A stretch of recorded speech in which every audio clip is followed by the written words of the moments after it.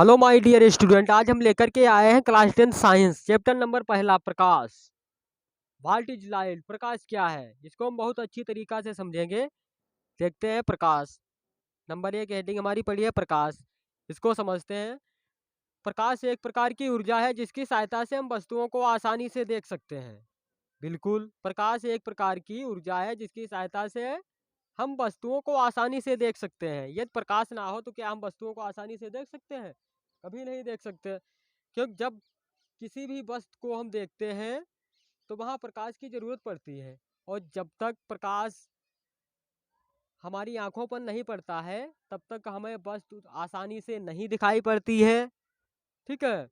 जब हम किसी वस्तु को देखने के लिए उसको उस पर फोकस डालते हैं तो सबसे पहले प्रकाश आता है, और उस वस्तु का हमारे रेटिना पर प्रतिबिंब बनाता है, और बनाने के बाद में उस वस्तु को हमें आसानी से दिखाने में सहायता करता है। तो इस प्रकार से हम कह सकते हैं कि प्रकाश एक प्रकार की ऊर्जा है जिसकी सहायता से हम वस्तुओं को आसानी से देख सकते हैं। आगे हेडिंग क्या है? प्रकाश के गुण।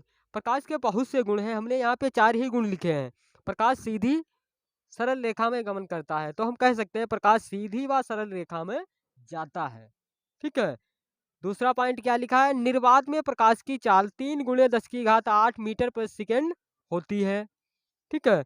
कोस वो उसका पार्ट तीसरा जो लिखा है प्रकाश के गुण का, तीसरा पार्ट क्या लिखा है? गुण, प्रकाश अपारदर्शी वस्तुओं की छाया बनाता है। अपारदर्शी वस्तुएं किसे कहते हैं, इनको भी जानना जरूरी होता है। अपारदर्शी वस्तुएं उन्हें कहते हैं जिनको प्रकाश आर पार नहीं कर सकता। जैसे दीवार भी हो गए, मनुष्य भी हो जाता है, पेन भी हो जाता है।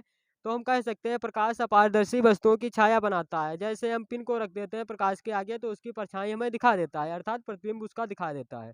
तो इसी को कहते हैं अपारदर्शी। ठीक है। चौथा क्या लिखा है? यह एक विद्युतीय चुम्बकीय तरंग है, अर्थात यह एक विद्युत चुम्बकीय तरंग के रूप में भी कार्य करता है। तो ये हो गए हमारे प्रकाश के गुण। अब देखते हैं हेडिंग नंबर तीसरी क्या लिखी है? प्रकाश का परावर्तन। प्रकाश का परावर्तन समझने से पहले हम मौखिक रूप से कुछ बात कर लेते हैं। कोई भी सतह से टकराती है प्रकाश की किरण और वापस उसी माध्यम में चली जाए तो उसे प्रकाश का परावर्तन कहते हैं। जैसे समझते हैं हम, प्रकाश की किरण किसी सतह से टकराकर वापस उसी माध्यम में लौट आए तो उसे प्रकाश का परावर्तन कहते हैं। कुछ टीचरों ने यह भी बताया है कि किसी चमकदार सतह से टकरा करके प्रकाश की किरण और उसी मार्ग में वापस चली जाए। तो यहाँ पर हम कोई चमकदार सतह ले लेते हैं, या कांच ले लेते हैं, या कोई भी चीज ले लेते हैं। तो हमने यहाँ पे एक सतह ले ली है।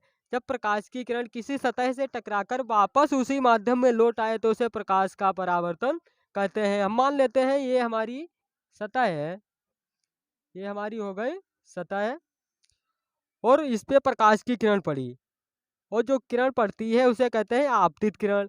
इस सतह पर पड़ने के बाद में परावर्तित, अर्थात इस पे पड़ने के बाद में वापस उसी मार्ग में लौट गई तो क्या हो गई? परावर्तित किरण।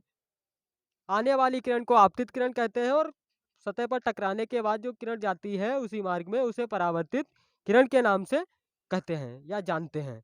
और इसके बीच में जो अविलंब होता है, यहाँ पे 2 कोण बनते हैं। आपतित किरण के इधर बनता है आपतन कोण, और परावर्तित किरण के सामने कोण जो बनता है ये वाला, इसे आई से प्रदर्शित करते हैं आपतित किरण वाले को, और इसे आर से प्रदर्शित किया जाता है। परावर्तित किरण के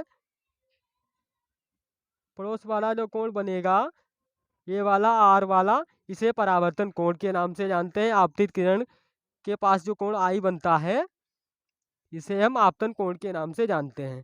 तो इस प्रकार से हमने ये तीनों हेडिंगें बहुत आसानी से समझ ली हैं। आगे देखते हैं अगले पार्ट में। थैंक्स, धन्यवाद।